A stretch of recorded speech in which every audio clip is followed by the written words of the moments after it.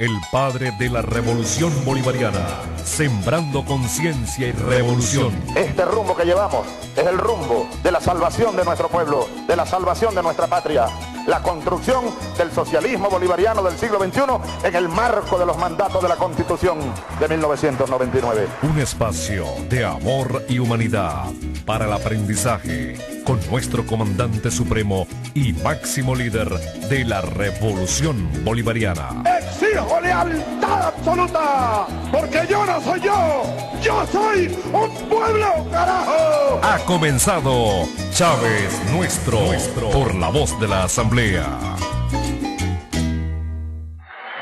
Yo recuerdo haber leído en algún periódico y en algunas reuniones de las tantas que hacíamos ya, porque nuestro movimiento que nació, el movimiento bolivariano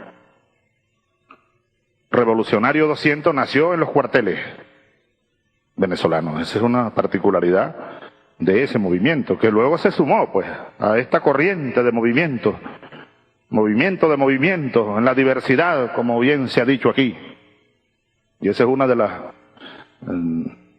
máximas, creo yo, de este tiempo: unidad en la diversidad, cero sectarismo. Incluso, como decía aquel gran revolucionario y amigo y compañero venezolano Alfredo Maneiro, quiero decirlo aquí, el problema político o la cuestión política pasa por la izquierda, pero tiene que ir más allá de las izquierdas.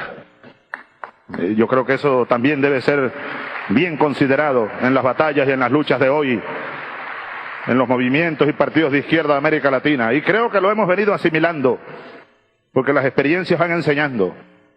Y hoy hay movimientos diversos de todo sí. Dígame en Bolivia, compañera, qué cosa tan hermosa el movimiento que se ha desatado en Bolivia, Ecuador, en Argentina,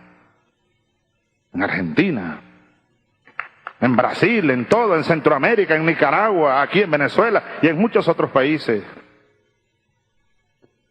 Uno tuvo la dicha, yo he tenido la dicha de ver el parto. Yo vi el parto de este tiempo, junto con ustedes, lo vimos. Pero en aquellos años, finales de la década de los 80, la llamada década perdida, ¿no? Así la llamaron algunos, o la llaman algunos historiadores, economistas, analistas, etc. La década perdida, que en verdad no fue perdida. Ayer yo recordaba aquel científico: nada se pierde, todo se transforma. Un francés, ¿no? Lavoisier, así se pronuncia, ¿no? Ignacio, tú que eres francés, español. Sí. Bueno, nada se pierde, todo se transforma. Pero recuerdo clarito, como si fuera ayer, finales de los 80, aquí explotó, Venezuela explotó por aquellos días. El Caracazo, la rebelión popular, una rebelión que sorprendió al mundo entero. Yo recuerdo mucho cuando conocí a este hombre que está aquí, amigo, Ignacio Ramonet. Fue en la Sorbona una noche, allá en París. Estaba dando Ignacio unas conferencias organizadas por este caballero que está aquí, de barba ahora, que es nuestro embajador en Brasil, Maximilien Arbeláez. Estábamos de paso por París y fuimos a la Sorbona. Y yo me quedé impresionado con el análisis que hacía Ignacio sobre la realidad venezolana. Ignacio, entre otras cosas, dijo: mientras el mundo retrogradaba o se congelaba, estoy parafraseándote, en Venezuela estalló una revuelta, una revolución popular. Caía el muro de Berlín, había caído la Unión Soviética, o caía, se hizo pedazos. Mientras parecía que se rendían las luchas populares o se congelaban, cosa extraña, en Venezuela explotó una revolución popular, una revolución social. 89, aquella revolución popular de un pueblo cansado, Un pueblo como el venezolano. Todos los pueblos del mundo tienen por dentro lo que alguien llamaba pulsión heroica. Los pueblos, escribió alguien, viven de su pulsión heroica. Ahora, hablo del venezolano al que pertenezco en profundidad. Vaya qué pulsión heroica la que pervive y pervivirá para siempre en el alma del pueblo venezolano, en las entrañas del pueblo venezolano. Vaya.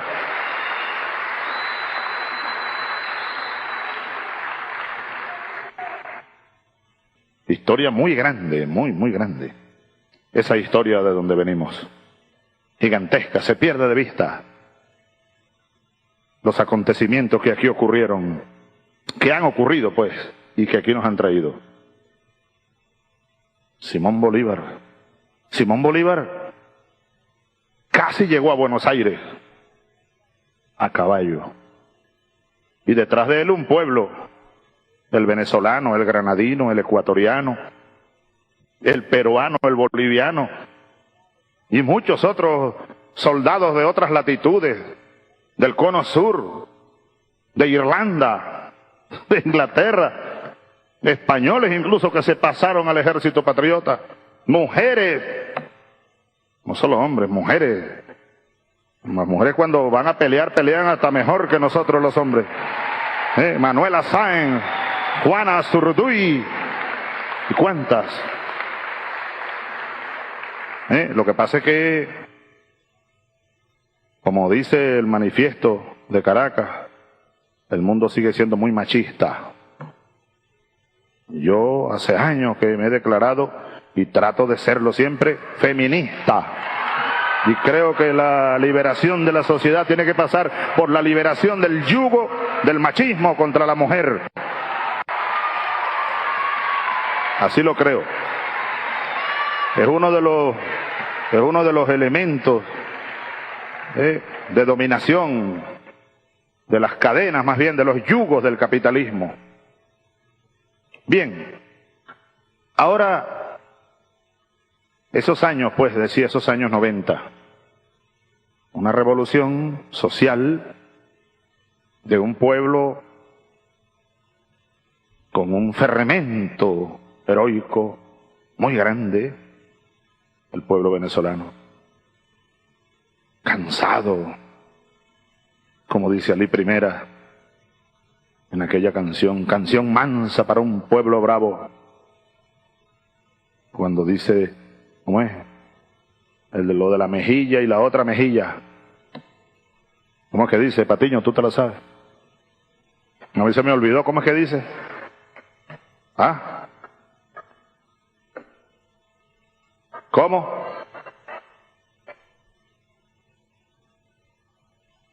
Bueno, bien, la mejilla y la otra mejilla, cansado el pueblo de poner la otra mejilla. Un pueblo además como el venezolano, hermanos y hermanas,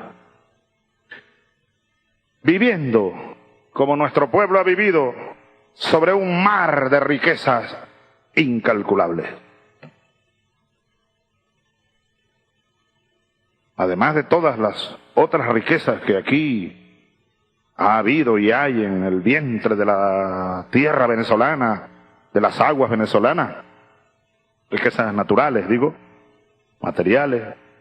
Resulta que antes de que amaneciera el siglo XX ya comenzó a producir petróleo Venezuela. Bueno, se produjo petróleo, Rigoberta, de siglos atrás. Los indios caribes, que eran grandes navegantes, que impresionaron al mismo almirante Colón, en su diario está escrito, cuando llegó muy cerca de las bocas del Orinoco. Se sorprende Colón de un barco muy grande, de no sé cuántos, 100 remeros, que salió a saludarle de manera cortés, amable. Y se sorprende no solo del tamaño de la embarcación, sino incluso de la estatura física y la corpulencia de aquellos hombres y mujeres. Eran los caribes, pues. Eran los caribes, que eran grandes navegantes. Del Orinoco llegaban a Cuba y más allá, a la Florida, México, Centroamérica. Hay evidencias de presencia caribe en la Centroamérica de los mayas, de donde está Rigoberta Menchú, y me da mucho gusto, y más que gusto, un honor tener aquí a esta mujer gladiadora de las luchas de los pueblos mayas, de los pueblos aborígenes, de los pueblos indígenas, y más allá de los pueblos pobres de esta tierra. Rigoberta, un beso, un abrazo de nuestro corazón. Pues esa década de los 80,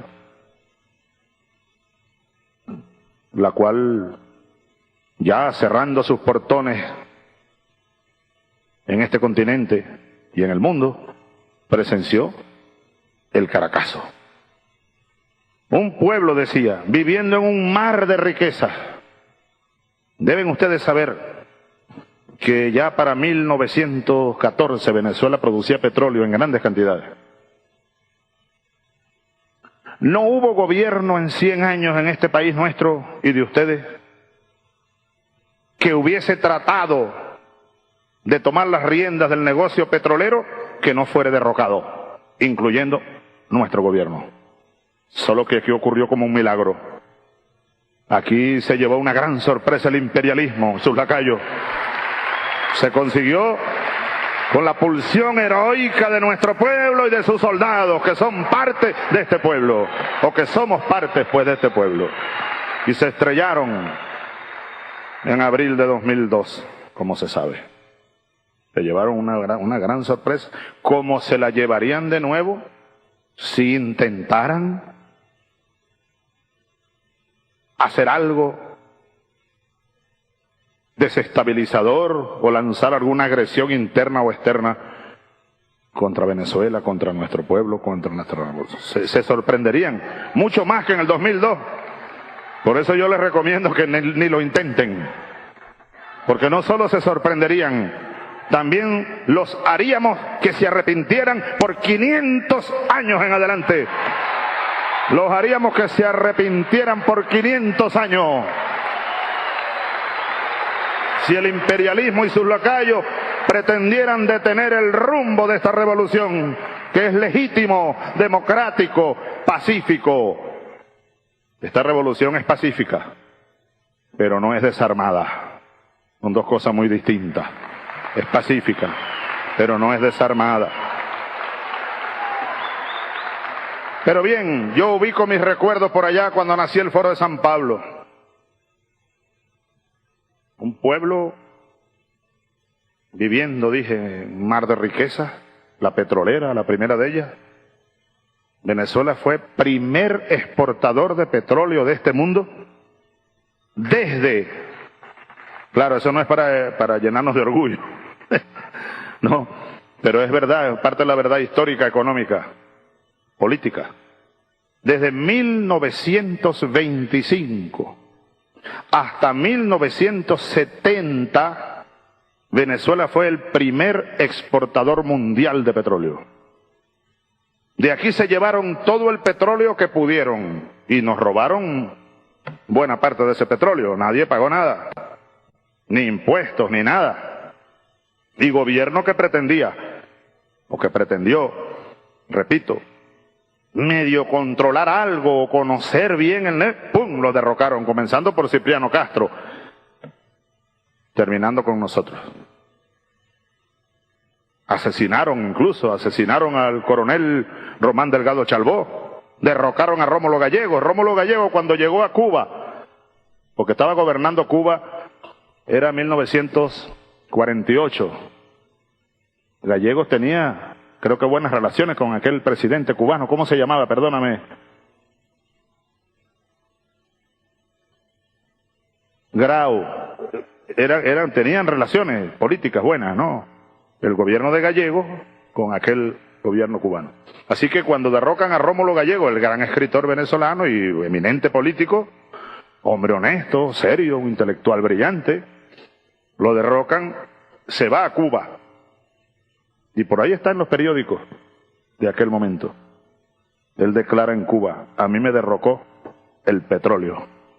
Mr. Danger, que es el personaje que él acuña en Doña Bárbara, lo derrocó Mr. Danger, el imperio yanqui, pues.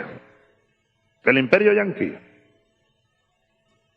Un país con tamaño caudal de recursos y de riqueza. Terminaba el siglo XX, Ramonet, tú lo sabes, Jean-Luc, con una pobreza que pasaba del 60%. ¿Tú entiendes bien el español? Sí, no. 60%. La pobreza general. Y la pobreza extrema estaba cerca del 25%.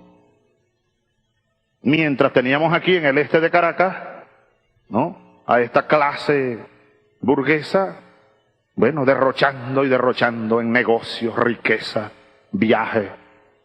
Miami, está barato, dame dos, los mayameros. ¿Sí? ¿Ustedes recuerdan eso? Bueno, los que tenemos ya cierta edad, ¿no? Pero los jóvenes, la juventud, esta que se levanta, estoy seguro que a través del estudio se van enterando de esa, y se han enterado ya, de esa historia reciente y aquella historia no tan reciente. Porque es imprescindible conocer de dónde venimos. La derecha es el mensaje de la derecha. No, ¿para qué hablar de historia? Claro. Es lo mismito que dijo Mr. Obama en Trinidad y Tobago. Aquello que él dijo fue lo que me impulsó a mí a regalarle las venas abiertas de América Latina y decirle: trate de leerla. Trate de leerla para que vea el pasado, nuestro pasado. Porque Obama, recuerdo que dijo allá: no vengo a hablar del futuro. No, perdón, no vengo a hablar del pasado. No hablemos del pasado, hablemos del futuro. Es el mismo cuentico de la burguesía de aquí. Y creo que de las burguesías. No, hablemos del presente, seamos prácticos. No hablemos del pasado. Hay un historiador que lo dijo de esta manera: un pueblo que no conoce su historia no tiene nada que buscar en el futuro. Historiador europeo.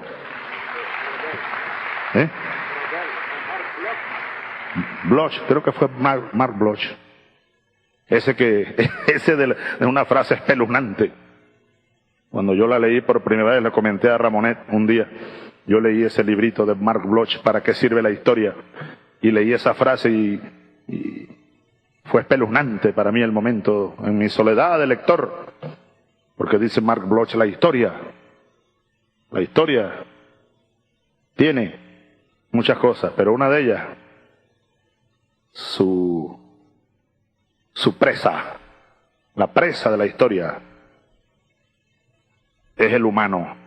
Ahí donde hay carne humana, ahí está su presa. Es espeluznante la frase de Bloch. Pero bueno, son los hechos de la historia, los hechos humanos, pues. Los hechos humanos. Hechos humanos. Entonces así llegó Venezuela a finales del siglo. Una oligarquía gobernando, imponiendo una hegemonía plena.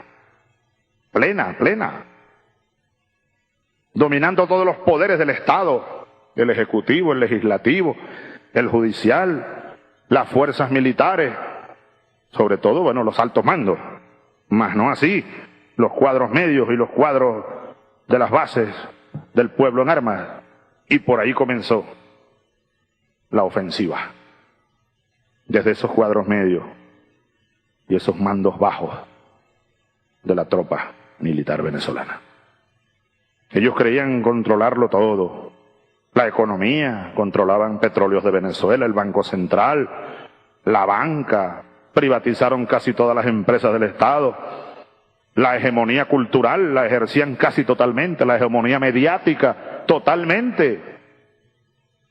La izquierda en las elecciones del siglo XX en Venezuela se conocía aquel factor Aristóbulo. ¿Cómo está Aristóbulo por ahí? ¿Te acuerdas del 10%, no era? El 5, 6%.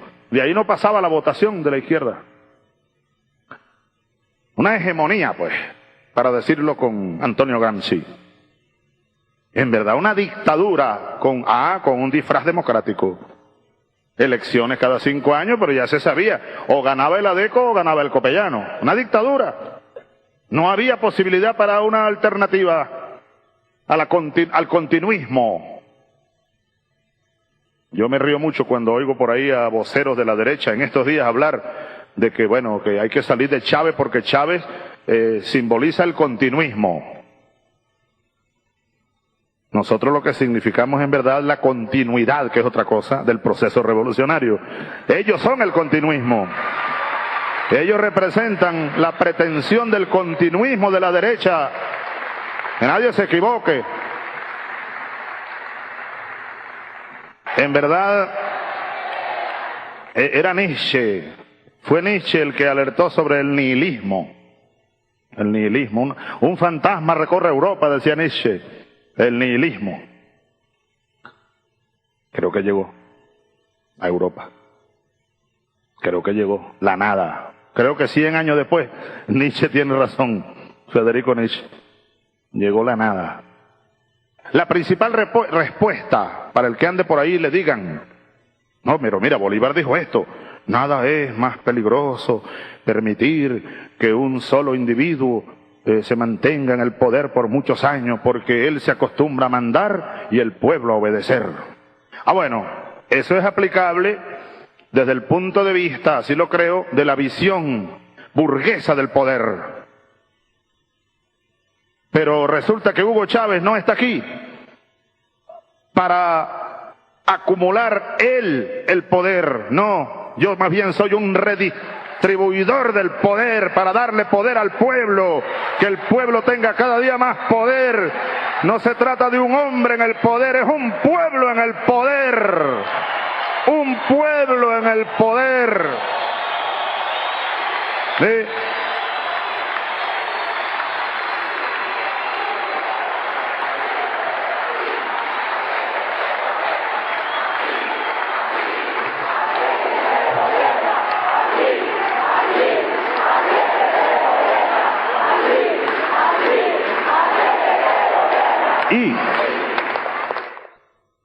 Y nosotros hemos asumido, y cada día lo vamos a asumir más en serio, el reto enorme, gigantesco, de construir un modelo, diría Iván Mesaros, alternativamente radical al salvaje modelo del capitalismo. Y eso se llama el socialismo.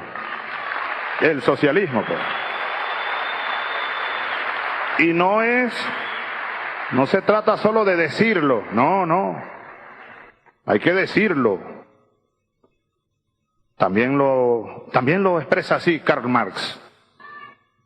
No basta con anunciar la historia, porque él decía, ¿no?, que lo que hasta ahora se conoce es la prehistoria. Que algo así dijo Marx, ¿no?, que la historia, yo no soy estudioso del marxismo, no soy, por tanto, marxista. La vida no me dio tiempo para incursionar, no. Pero leo mucho a Marx y a distintas interpretaciones de Marx. Y hay un libro por ahí que yo siempre recomiendo, aquel libro grandote que está allá, de Iván Mesaros, un buen amigo de esta casa. Más allá del capital, ya lo leyó Teniente Escalona. Está, ahí voy, dice Escalona. El Teniente Escalona, ahí va, ahí voy. Bueno, la respuesta de Escalona me recuerda aquí mismo cuando yo le entregué, aun cuando tiene otra dimensión, pero en alguna parte se parece, creo yo. Yo le entregué aquí el título de alfabetizado a un hombre de más de 90 años. Aquella maravillosa misión Robinson, en honor a Samuel Robinson, Simón Rodríguez. La misión Robinson. ¿Se acuerdan? Ahora se dice muy facilito, ¿no? Venezuela, nosotros alfabetizamos, gracias a nuestro pueblo. No fue el gobierno, fue el pueblo, el poder popular desatado. No hay límite para un poder popular cuando se desata. ¿Sí? Luego, claro, el gobierno orientando, ¿verdad? el gobierno orientando, apoyando, facilitando, pero fue el pueblo el que hizo la tarea. Con el apoyo de Cuba, la hermana, la amada Cuba, siempre desinteresada Cuba, siempre. Recuerdo el plan que hicimos Fidel y nosotros. Y luego, aquí fueron alfabetizados 1,5 millones de venezolanos y venezolanas, algunos con más de 90 años. Y nunca se me olvida que aquí le entregué el título de alfabetizado, leer, escribir y algunos números, ¿no? A un hombre de más de 90 años. Pero él muy vivaz, ¿no? Y nosotros diseñamos además la continuidad, Aristóbulo, ¿te acuerdas? Rumbo al 6º grado. Héctor fue ministro de Educación también. Y Aristóbulo. Dijimos, no, aquí no podemos quedarnos, ahora vamos a sacar 6º grado. Y después de 6º grado, bachillerato, y después la universidad. Hoy en Venezuela hay miles de personas quienes hace 6, 8 años eran analfabetas y ahora están en la universidad. Nosotros nos hemos tomado en serio y cada día debemos tomarlo más. Y hablo especialmente a los venezolanos y venezolanas ahora. La construcción del socialismo, la transición, por tanto, del modelo capitalista en el que todavía pervivimos al nuevo modelo, o diría Carlos Marx, la forma histórica nueva. ¿Cómo transitar de verdad, en función de nuestras particularidades, como dicen los chinos, de nuestra fortaleza, nuestras debilidades, etcétera? Pero cómo ir dando paso. Yo hay una pregunta que siempre le hago a mis ministras, por allá veo a Maripili, veo a Nancy, veo a, ahí está Nicia, ministro de Energía Eléctrica. Yo siempre les pregunto, cuando me solicitan o me hacen propuestas de esto y esto, ¿dónde está el socialismo? ¿Ve? Porque en alguna parte leí también que el socialismo está en todas partes, solo que está en potencia. Hay que verlo. Está escondido. Hay que visualizarlo, preverlo. Dice Carlos Marx, precondicionarlo. Si tú no lo prevés, si no lo piensas, si no lo planificas científicamente, nunca va a emerger el socialismo. Aquella tesis un poco o mucho determinista de que el socialismo sobrevendrá irremediablemente después del desarrollo de las fuerzas productivas. Yo de verdad, perdóneme, respeto cualquier criterio al respecto, pero yo no creo en eso. Ese es un poco como el amor platónico. Tu amor platónico, ingrata mujer, le diste a otro mi vida, de tu amor la calma.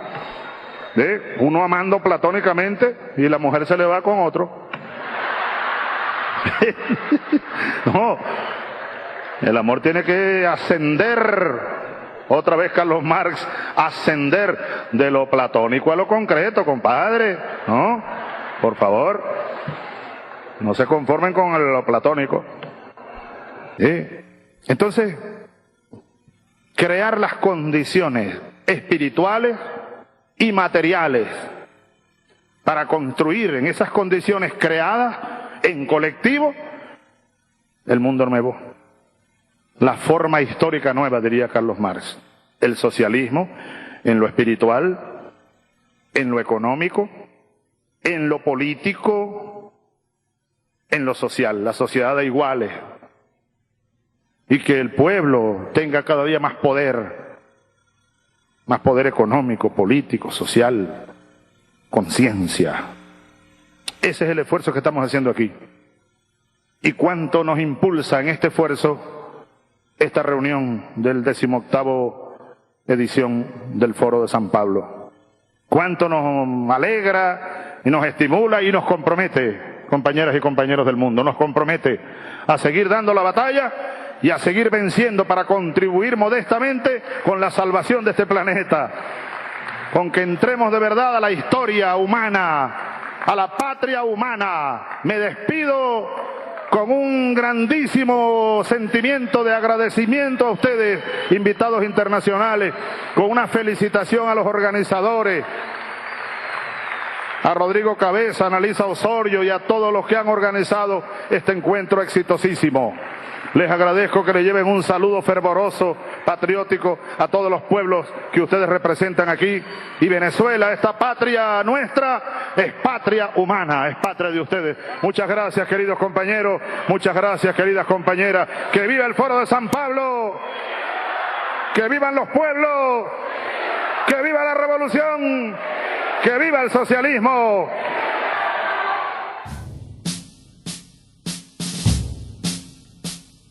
Rumor de clarines guerreros, ocurre el blindado, ocurre veloz, con celosos dragones de acero que guardan la patria que el cielo nos dio. Patria, patria, patria querida, tuyo es mi cielo, tuyo es mi sol. Patria, tuya es mi vida, tuya es mi alma, tuya es mi amor. Seguiremos teniendo patria, patria para siempre, patria para nuestros hijos, patria para nuestras hijas, patria, patria, la patria. Unidad, lucha, batalla y victoria.